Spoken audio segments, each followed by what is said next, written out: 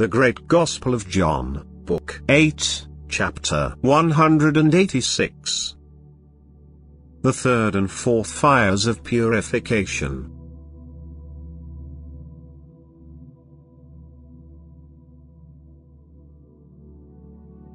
A third kind of fire will consist in the fact that I will awake already a few 100 years earlier ever clearer enlightened seers, prophets and helpers who will in my name, just as clear and truthful, teach the peoples everywhere about everything and will thus free them from all kinds of lies and deceit, which through false prophets and priests, even in my name, will clear the way for their downfall, and with that they will start, in a not too distant future, their evil beginning, and here and there they already have started it in my present time.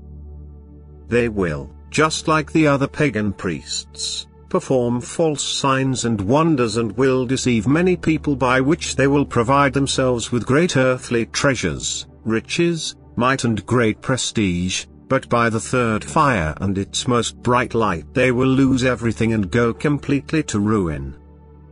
And the kings and princes who want to help them will by that lose all their might, their wealth and their thrones, for I will awaken my kings and generals against them and will give them the victory, and so the ancient night of hell and its messengers among the people on earth will come to an end. As this night now consists in the pagan, blind and useless ceremony, which they call divine service, it will also exist in those times. But by the third kind of fire from the heavens it will be entirely devastated and annihilated because the lie will not be able to stand victorious in the battle with the light of the truth from the heavens, as less as the natural night can stand before the risen sun. It must flee in its most dark holes and depths, and those who stand in the light will search no more for the night. I have shown you now the third kind of fire that has an extremely destroying effect on the darkness of men, and so I also will show you a fourth kind of fire by which the earth, the people and all creatures will have to be purified by my second coming. This kind of fire will consist of all kinds of great natural upheavals of the earth. More precisely on those places of the earth where men have built too big and beautiful cities in which the greatest pride, lack of love, bad morals, false administration of justice, power, prestige, laziness and with that also the greatest poverty and all kinds of need and misery will prevail, caused by a too strongly grown-out epicurism of the great and mighty. In such cities, through excessive pursuit of profit, all kinds of factories will be built on a large scale, and instead of human hands the work will be done by fire and water, together with thousands kind of artful machines that are made of metal. The heating will be done by means of the ancient coals of the earth that men will acquire in extremely great quantities from the depths of the earth. Once such activity will have attained its highest point by the force of the fire, the air of the earth will become too strongly saturated on such places of the earth with combustible kinds of ether, and these will soon ignite here and there and transform such cities and regions together with their many inhabitants into ruins and ashes, and that will then also be a great and effective purification. But whatever the produced fire will not have accomplished, that all kinds of great storms on earth will accomplish, obviously only though where this will be necessary, for without necessity nothing will be burned or destroyed.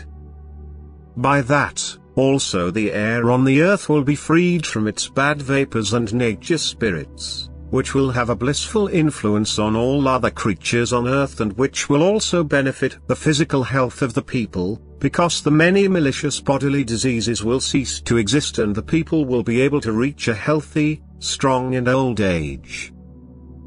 Because the thus purified people will be standing in my light and will lively and truly keep forever the commandments of love from within, the earthly landed property will also be divided among the people in such a way that everyone will have so much that, with the right kind of zeal, he never will have to suffer need.